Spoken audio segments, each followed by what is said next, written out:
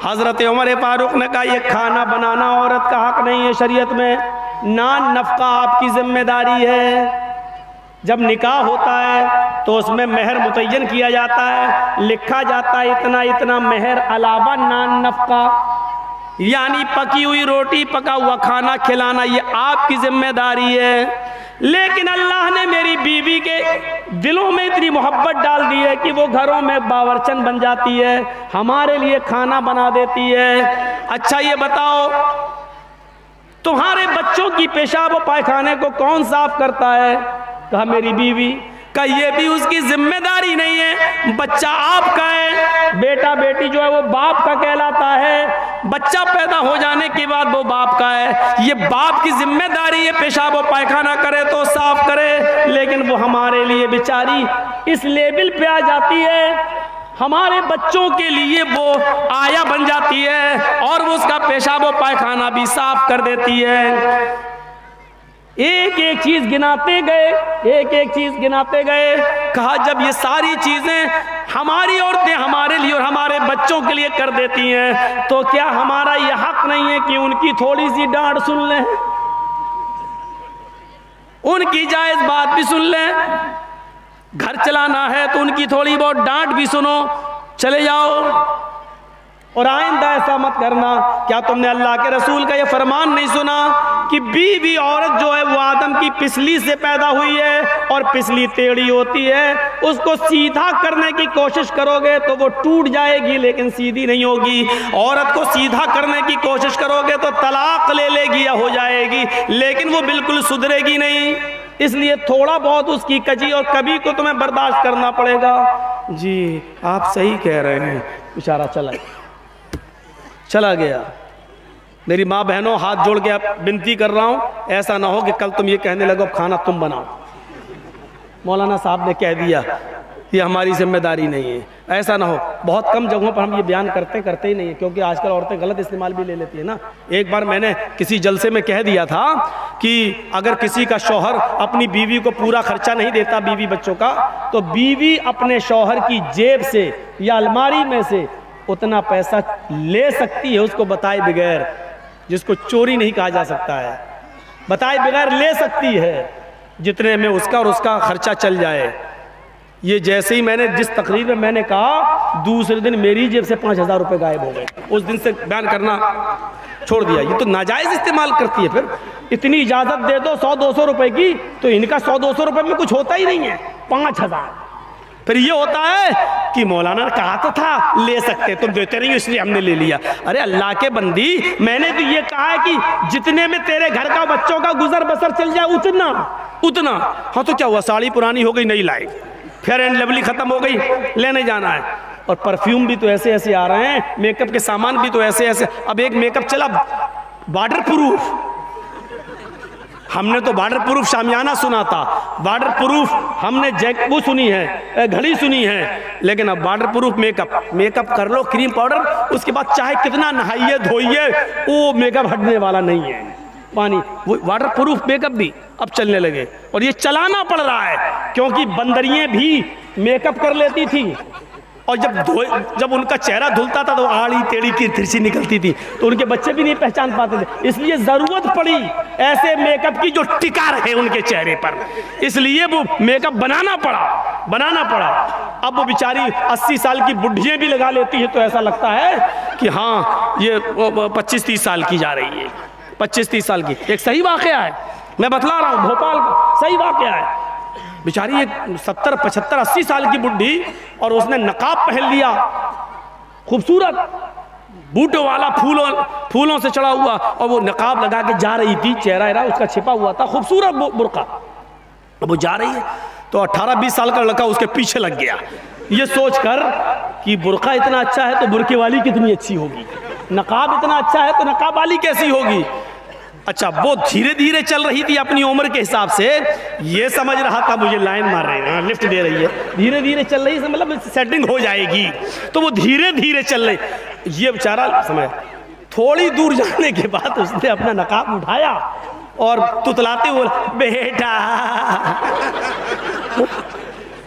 तू मेरा पीछा क्यों कर रहा है, मैं तो तेरी अम्मा की उम्र की हूँ। इसने कहा कमबख्त मेरी तो 1 घंटे की मेहनत ही बेकार चली गई है। तो इसको भी गुस्सा आया। इसने गुस्से में कहा अरे अम्मा हम अपने लिए नहीं अपने अब्बा के लिए ढूंढ रहे हैं, क्या करें 1 घंटा इसका बेकार हो गया। ये सही वाकया मैं आपको बतला रहा हूँ। और जिस लड़के ने ऐसा किया वो हमारा हमें आके बता रहा था कि भाई मौलाना तो दोस्ती हो गई है, बताना पड़ रहा, बता दिया, लेकिन जलसे में बयान मत करना। मैंने कहा जलसे में तो बयान करूंगा लेकिन तेरा नाम नहीं बताऊंगा। बड़ा अब ये हाल हो रहा है, ये हाल। तो बुरके ऐसे, कपड़े ऐसे और जलसे भी उससे महफूज नहीं। और इबादत की रूह को पहचानने की कोशिश कीजिए। या अय्युहल्लज़ीना आमनू तक़ुल्लाह हक़्क़ तुक़ातिह। इबादत की रूह क्या? तक़वा। और अल्लाह ने क्या कहा? आई ईमान वालो तुम अल्लाह से डरो जैसा कि उससे डरने का हक है।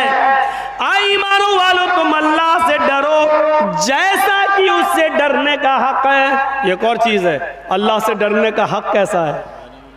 अल्लाह से डरो कैसे? अल्लाह देख रहा, ये डरने का मतलब है? अल्लाह से डरो का मतलब ये नहीं। जैसा डरने का हक है, ये हक क्या है? हक का तुकाती, अरे कुछ तो मतलब होगा। आग से आप डरते हैं कि नहीं डरते हैं? आग से डरते हैं, लेकिन आग को देखकर भागते थोड़ी हैं। आग से डरने का हक क्या है? उसके अंदर हाथ न डालो, उसके अंदर जंप न लगाओ, यही तो डरने का हक है। लेकिन डरते भी हैं उससे। और उससे डरने का हक क्या है? उसको आप इस्तेमाल न करें, खाएं नहीं, ये उससे डरने का हक है। और शेर सामने आ गया तो आप भाग रहे हैं, क्यों? ये उससे डरने का हक है, क्योंकि नहीं भागेंगे तो फाड़ देगा। जल्दी से पेड़ पे चढ़ गए, उससे डरने का हक यही है। सांप को देख रहे हैं, उससे भी डर है, जहरीला सांप है, लेकिन उससे डरने का हक क्या है? उसके मुंह में आप उंगली न दें, उसके करीब न जाए वरना डस लेगा और काट लेगा, ये उससे डरने का हक है। तो जैसे आप हर चीज से डरने का एक हक अदा करते हैं, अल्लाह से भी डरने का एक हक है। और अल्लाह से डरने का मतलब यह है कि अल्लाह ने जिन कामों के करने का हुक्म दिया उन कामों को करा जाए, और जिन कामों के करने पर उसने अज़ाब जहन्नम बताया है, जहन्नम का अज़ाब बताया है, उन कामों से बचा जाए। यह है अल्लाह से डरने का मतलब। मसलन अल्लाह तबारक व तआला ने सूद और ब्याज खाने को हराम करार दिया है, तो उससे बचा जाए। अल्लाह के नबी सल्लल्लाहु अलैहि वसल्लम ने फरमाया कि जब मुझे मेराज हुई, सफर मैं गया मेराज पर और मुझे जहन्नम दिखाई दी, तो मैंने खून के, ब्लड के एक तालाब में, एक नदी में मैंने कुछ लोगों को डुबकियां लगाते हुए देखा है। बदबूदार खून पी रहे हैं और उसी में तैर रहे हैं। वो निकलना चाहते हैं, फरिश्ता एक पत्थर मारता, जब वो किनारे पे आते वो फिर बीचों बीच में पहुंच जाते और उसी बदबूदार खून वो पी रहे हैं, खा रहे हैं और उसी में है। मैंने पूछा मनहा ओला या जिब्रील, आए जिब्रील ये कौन लोग हैं? अल्लाह के नबी फरमाते हैं, जिब्रील ने बताया कि अल्लाह के नबी ये दुनिया में गरीबों का खून चूसा करते थे, ये दुनिया में मजबूरों का खून चूसा करते थे। 100 रुपए देते थे और 120 वसूल करते थे, 1000 देते थे 1200 वसूल करते थे, 1 लाख देते थे 1,20,000 रुपए वसूल करते थे। ये वो लोग हैं जिन्होंने गरीबों का खून चूसा है, मजबूरों का खून चूसा है। आज सूद खाने वाले हैं, आज इन लोगों को खून, बदबूदार खून के तालाब में गोता लगवाया जा रहा है, इसी खून के तालाब के अंदर इनको डाल दिया गया है। फिर अल्लाह के नबी सल्लल्लाहु अलैहि वसल्लम फरमाते हैं, सूद और ब्याज खाने वाले के 36 दर्जे हैं, 36 दर्जे हैं। एक हदीस में 70 दर्जों का जिक्र भी आता है, लेकिन 70 दर्जे वाली रिवायत, 36 दर्जे वाली रिवायत से कम दर्जे की है, वो हसन है और ये सही है। 36 दर्जे हैं, 36 दर्जे, यानी सूद और ब्याज खाने वाले सूद के 36 दर्जे हैं। पूछा गया अल्लाह के रसूल हल्का दर्जा क्या है? अल्लाह के नबी ने फरमाया इन 36 दर्जों में सबसे हल्का दर्जा सूद का यह है कि कोई शख्स अपनी सगी माँ के साथ, अपनी हकीकी माँ के साथ जिना करता है, अपनी अपनी माँ के साथ जिना करता है, उसको जो गुनाह मिलेगा, उसको जो सजा मिलेगी, वो सूद और ब्याज खाने वाले की सबसे हल्की सजा होगी। इसके अलावा 35 सजाएं इससे ज्यादा, इससे बढ़कर होंगी। एक हदीस में यूं आता है कि 36 मर्तबा अपनी माँ के साथ जिना करो, 36 मर्तबा जिना करने के बाद जो सजा मिलेगी वो सूद और ब्याज के खाने वाले की सबसे हल्की सजा होगी। जिना तो वैसे ही हराम है, और फिर अपनी माँ के साथ जिना, उसकी कबाहत और उसकी बुराई का अंदाजा तो आप लगा नहीं सकते। जिना तो वैसे ही गलत है, हराम है, शिर्क के बाद सबसे बड़ा गुनाह जिना। बाज़ रिवायतों में शिर्क के बाद सबसे बड़ा गुनाह कत्ल, और कत्ल के बाद जिना। जिना तो वैसे ही सबसे बड़े गुनाहों में गुनाह माना जाता है, और फिर अपनी माँ के साथ जिना, ये और अपने अंदर एक बुराई रखता है। और फिर वो भी एक बार नहीं, 36 मर्तबा अपनी माँ के साथ कोई जिना करे, सूद और ब्याज खाने वाले का ये हल्का अज़ाब होगा। कितने लोगों के बैंक बैलेंस है? सभी के। कितने लोगों की LIC चल रही है? मौलाना पूछो मत। FD फिक्स डिपॉजिट, 10 साल के बाद बच्ची पैदा हुई है, हाँ ठीक है, 5 लाख रुपए इसके नाम कर दिया है, जब मेरी बेटी 20 साल की होगी 20 लाख हो जाएगा, शादी कर देंगे, शादी कर देंगे। फिक्स डिपॉजिट, सूद और ब्याज। तो अब तकवे का मतलब क्या है? अल्लाह से डरने का। अल्लाह ने जब इसको हराम करार दिया, नबी ने हराम करार दिया, तो इससे हम बच जाएं। जो चीजें बताई गई हैं, इमाम कायनात ने क्या कर रहे हैं? अब क्यों लगा रहे हैं इसको? यहाँ ये वाला माइक लगाएंगे? हाँ तो लाओ लाओ लाओ, लाओ जल्दी लाओ। तो पूरा गला ही चूस लिया, तो अब ला रहे हैं, मरने के बाद ही। माइक की सेटिंग सही नहीं है, टाइट टाइट टाइट कर। किधर ले?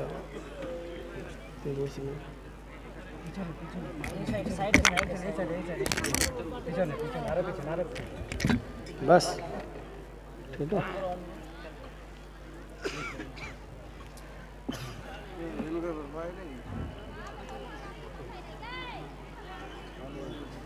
कोरोना हुआ के ऊपर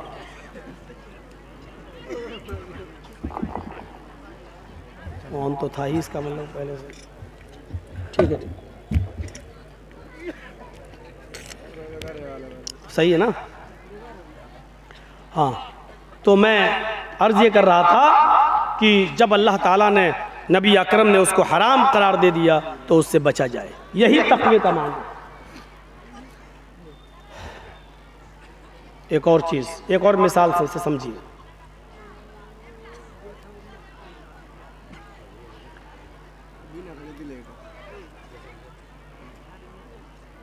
हज़रत उबई इब्न काब रज़ी अल्लाह ताला अन्हु से हज़रत उमर फारूक ने पूछा कि आए उबई, तक़वा किसे कहते हैं? सुनिए, तक़वा क्या है? बार बार आया अल्लाह से डरो, अल्लाह से डरो, अल्लाह से डरो। ये डर क्या है? इस मिसाल को समझ लीजिए, पूरा तक़वा समझ में आ जाएगा, पूरी तकरीर समझ में आ जाएगी। हज़रत उबई ने हज़रत उमर से कहा, आए उमर, तक़वा नहीं जानते हो किसे कहते हैं? कि नहीं, मुझे समझाइए तक़वा किसे कहते हैं। कहा, उमर, कभी जंगल में गए हो? हाँ। जंगल में कांटे ही कांटे बिछे हुए हों और आपके पैर में चप्पल ना हो और जाना भी जरूरी हो, गुजरना भी जरूरी हो, तो आप क्या करेंगे? अब जो भी उठेगा मोबाइल वाला, उसका मोबाइल हम छीन के यहां रख देंगे। आप लोग सेट ही नहीं कर पा रहे हैं।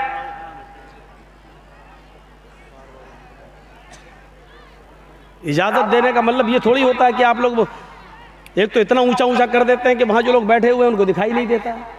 आपके तो अकाउंट में पैसा आ रहा है भाई, चल रहा है आपका चैनल। बोल तो दिया यार, आप ही की तो तरफदारी कर रहा हूं, आपका बोलना जरूरी है क्या? हर आदमी अजीब सा यार। अल्लाह ताला गरीक़ रहमत फरमाए मौलाना अब्दुल सलाम साहब को, इसी इलाके के थे आसपास के, वही मुझे इस गाजोल में लाए थे सबसे पहले। उन्होंने सबसे पहले इस गाजोल में हमारा प्रोग्राम कराया था खुर्दहील में, और उसके बाद शायद मैं ये अब आ रहा हूँ। अल्लाह रब्बुल आलमीन उनको उनकी मग़फ़िरत फरमाए और उनको जन्नतुल फिरदौस में आला मकाम अता फरमाए, गरीक़ रहमत फरमाए। सोचो कितने दिनों के बाद आ रहे हैं, फिर आप सुनना भी नहीं चाहते। सुनिए, तो मैं अर्ज़ ये कर रहा था कि तक़वा, जंगल में गए हो, कहाँ कांटे ही कांटे हो, जाना भी ज़रूरी हो और चप्पल भी ना हो, क्या करोगे? तो हज़रत उमर फ़ारूक ने फरमाया कि मैं उन कांटों से बच बच कर चलूँगा, झाड़ियों को चीरते हुए, कांटोदार झाड़ियों को हटाते हुए कांटों से बच बच कर चलूँगा। कोशिश करूँगा कि कोई कांटा मेरे पैर में चुभ न जाए। हज़रत उबय इब्न काब ने कहा, जब कांटे ही कांटे बिछे हुए हैं तो चाहे जितना कांटों से बचो, बहुत ज़्यादा बचने के बावजूद एक दो चार कांटे तो पैर में चुभ ही जाएंगे। भाई जब कांटे ही कांटे हैं तो बहुत बचने के बाद भी तो कुछ तो कांटे लग ही जाएंगे, तुम्हारे पैर में चुभेंगे। फरमाया अगर ऐसा हो गया, पैर में 2-4 कांटे चुभ गए और ब्लड खून निकल आया, तो मैं उसकी मरहम पट्टी कर लूँगा, उसका मैं इलाज कर लूँगा, उसमें हम मरहम वगैरह लगा लेंगे। तो उबय इब्न काब ने कहा, उमर यही तो तकवा है जो आपने मुझे बता दिया है, यही तो तकवा है जो आपने मुझे बता दिया है। कहा मैं समझा नहीं। कहा जिस तरह कांटे ही कांटे जंगल में बिछे हैं और जाना जरूरी है तो कांटों से बच बच के गुजर जाते हो, इसी तरीके से इस दुनिया में कदम कदम पर गुनाहों का जाल बिछा हुआ है। हर एक कदम पर गुनाह की अड्डियां मिलेंगी, हर एक कदम पर गुनाह के अड्डे मिलेंगे। इस गुनाह दुनिया में गुनाहों का जाल बिछा हुआ है, लेकिन दुनिया से गुजरना भी जरूरी है। इसलिए ऐ उमर, जैसे जंगल में कांटों से बच बच के गुजर जाते हो, उसी तरीके से दुनिया में गुनाहों से बच बच के गुजर जाओ, दुनिया में गुनाहों से बच बच के निकल जाओ। जंगल में कांटों से बचने के बावजूद 2-4 कांटे लग जाएंगे तो उसकी तुम मरहम पट्टी कर लोगे। ऐसे ही दुनिया में गुनाहों से बचने के बावजूद 2-4 खताएं और गुनाह हो ही जाएंगे। इंसान होने के नाते तो उसकी मरहम पट्टी कर लिया करो। अद्दुआ वल इस्तिग़फ़ार, अल्लाह के सामने गिड़गिड़ा लिया करो और मग़फ़िरत की दुआ कर लिया करो। अल्लाह से अपने गुनाहों की तौबा और इस्तिग़फ़ार कर लिया करो, यही उसका इलाज है। ये तकवा की तारीफ बताई, ये तकवा की। ट्रेन में चल रहे हो, आपकी सीट लोअर है, नीचे वाली मिडिल बर्थ पर एक और आदमी लेटा हुआ है और उसकी ऊपर सबसे अपर बर्थ पर एक और आदमी लेटा हुआ है। रात के 2 बजे आपको पेशाब लगता है, आप लोअर बर्थ से उठते हैं, इस्तिंजा करने, पेशाब करने टॉयलेट में जाते हैं। ट्रेन अपनी 80-100 की स्पीड पे चल रही है, पेशाब करके टॉयलेट से जब आप अपनी बर्थ पर आते हैं, लोअर बर्थ पर लेटना चाहते हैं, आपकी नजर मिडिल बर्थ पर लेटे हुए आदमी पर पड़ती है। मिडिल बर्थ पर आदमी लेटा है और उसकी जेब में 2-2 हज़ार रुपए के नोट की एक गड्डी है जो गाड़ी के हिलने से बाहर आ रही है। आपने कहा ये तो बड़ा अच्छा मौका है, ये सो रहा है, पूरे ट्रेन की लाइट ऑफ है, गाड़ी चली रही है, सब सो रहे हैं, बस हाथ बढ़ाना और निकालना है। और लेकिन आपने हाथ बढ़ाने से पहले एक बार और देख लिया, सब सो रहे हैं कि नहीं, कोई देख तो नहीं रहा है। आप बिल्कुल मुतमईन हो गए, सब सो रहे हैं, किसी की नजर नहीं पड़ रही है। अब आपने हाथ बढ़ा दिया डरते हुए, जल्दी निकालो।